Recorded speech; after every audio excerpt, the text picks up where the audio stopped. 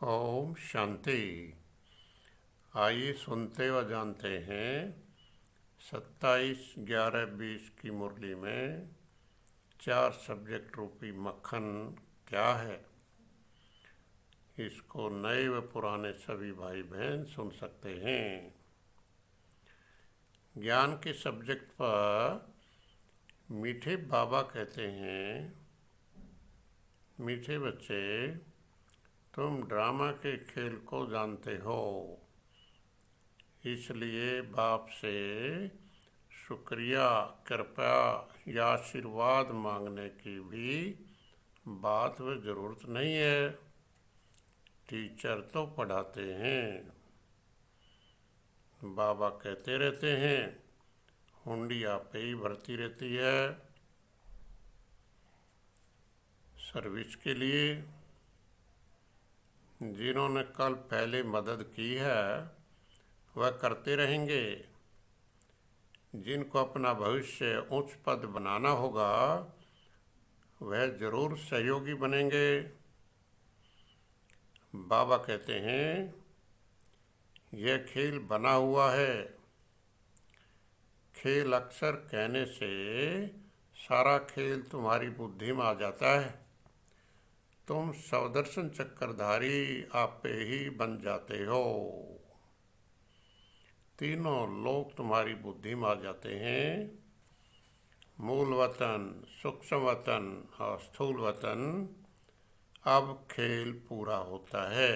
अब खेल की समाप्ति का समय संगम पर आ पहुंचा है। बाप तुम्हें तीनों कालों, तीनों लोकों, आदि मध्य अंत का राज समझाते हैं। तुम्हें ज्ञान का तीसरा नेत्र मिल जाता है। सबसे बड़ी बात है, तुम आस्तिक बन जाते हो,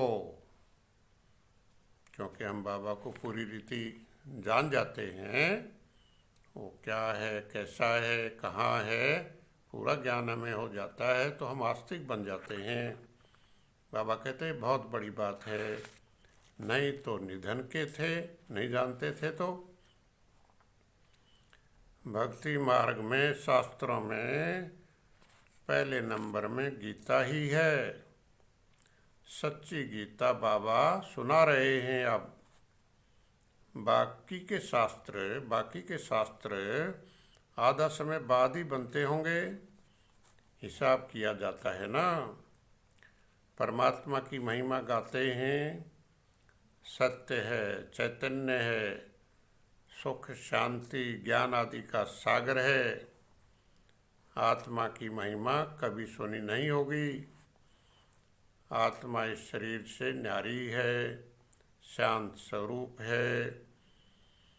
आत्मा सत्य चित आनंद स्वरूप है। अब यहाँ जानने की ज़रूरत है, भक्ति में परमात्मा को सच्चित आनंद स्वरूप कहा जाता है। आत्मा को सत्य चित कहा जाता है। वे समझते हैं आत्मा आनंद स्वरूप नहीं है, लेकिन परमात्मा बता रहे हैं कि नहीं, आत्मा सत्य है, चैतन्य है, चित्त है उसमें और आनंद स्वरूप है।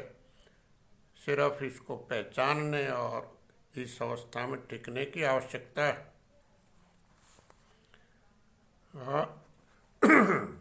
अब तुम समझते हो हम विश्व के मालिक बनते हैं।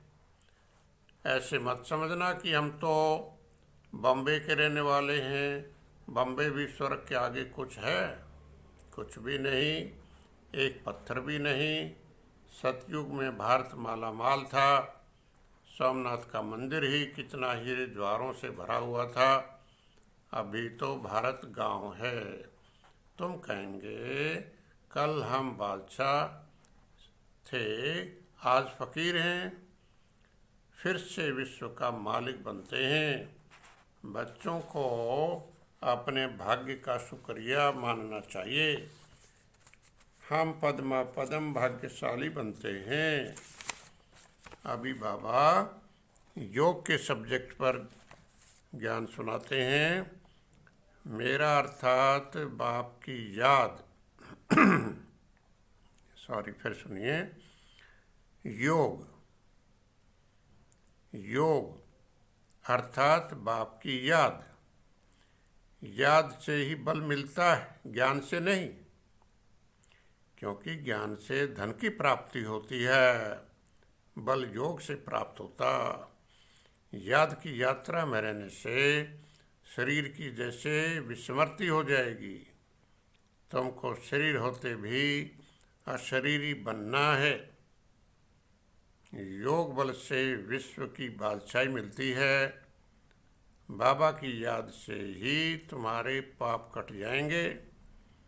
आज स्लोगन भी बाबा ने योग के सब्जेक्ट पर दिया, याद के सब्जेक्ट पर दिया।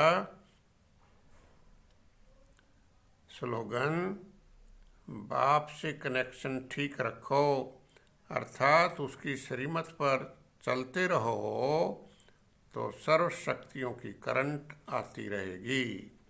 धारणा का सब्जेक्ट, बाबा कहते हैं विकर्मों से बचने के लिए इस शरीर में रहते अशरीरी बनने का पुरुषार्थ करना है।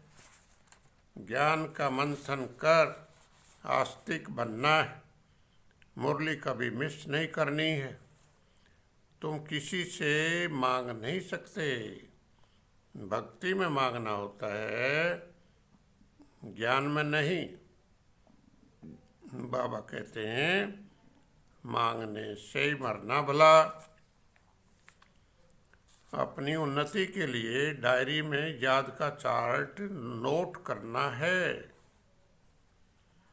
वरदान भी बाबा धारणा प्रयास, नॉलेज रूपी चाबी द्वारा भाग्य का अखुट खजाना प्राप्त करने वाले माला माल भाव। नॉलेज की चाबी मिली और माला माल बन गए। ऐसे अनुभव होता है जैसे खुशी का झरना अखुट अविनाशी बहता ही रहता है। अर्थात हम नॉलेज के महत्व को समझें। अखुट खुशी का झरना निरंतर है, बहता हुआ मिलेगा हमें। अब सेवा के सब्जेक्ट पर बाबा कहते हैं ये नई दुनिया, पुरानी दुनिया तुम बच्चों की बुद्धि में है, परंतु औरों को भी यथार्थ रीति समझाए इस ईश्वरीय सेवा में लग जाएं। समझा भी वह सकेंगे जो याद की यात्रा में रहेंगे। जो भी बच्चे सर्विस पर तत्पर रहते हैं उनके मुख से ही निकलेगा कि उच्चते उच्च बाप ही नॉलेज देते हैं। ड्रामानुसार जिनको अपना भविष्य पद बनाना होगा वह जरूर सहयोगी बनेंगे। तुम्हारा काम है सर्विस करना, तुम किसी से मांग नहीं सकते। अच्छा, ओम शांति।